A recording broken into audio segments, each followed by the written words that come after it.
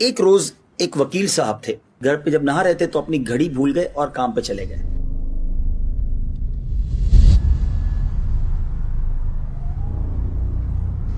جب عدالت پہ پہنچے تو گھڑی یاد آئی، تو ایک دوست نے پوچھا کہ وہ گھڑی کہاں ہے، آپ نے آج گھڑی نہیں پہنی؟ تو کہا یار بس وہ گھر میں غسل کر رہا تھا تو غسل خانے میں رہ گئی۔ ایک ٹھگ جو تھا، چور وہاں کھڑا تھا، وہ سن رہا تھا کہ وکیل صاحب کی گھڑی ہوگی بڑی قیمتی اور یہ غسل خانے میں چھوڑا ہے۔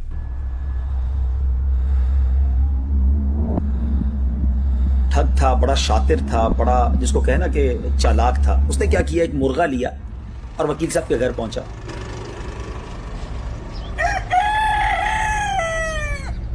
اور جا کر کہا کہ یہ وکیل صاحب نے مرغا بھجوایا اور کہا کہ وہ غسل خانے میں جو گھڑی رہ گئی ہے وہ دے دو۔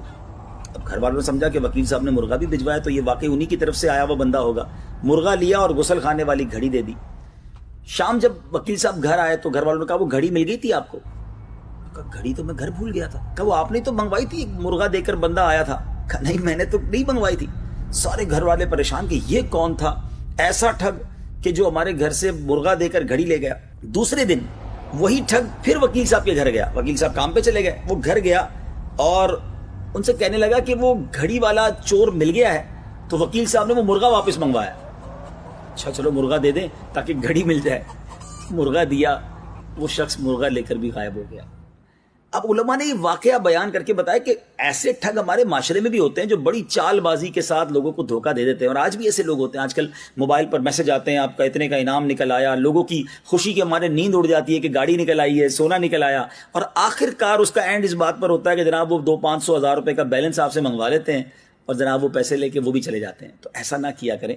وہ کہتے ہیں نا، کچھ جینے کی تمنا ہے تو پہچان پیدا کر۔ اگر آج اس معاشرے میں رہنا ہے تو دنیا میں جو موجود ٹھگ ہیں، جو یہ اس طرح کے اسکیم ہوتے ہیں، اس طرح کی پرابلمز ہوتی ہیں، اس کے بارے میں بھی عقل ہونی چاہیے کہ اس طرح گھر بیٹھے کوئی لاکھوں کروڑوں روپے نہیں دے دیتا۔ اب یہ واقعہ علماء نے جو بیان کیا، اس کے تحت جو بات لکھی وہ بڑی کمال کی ہے کہ فرمایا اس گھڑی چوری کرنے والے ٹھگ کی مثال شیطان پر صادق آتی ہے۔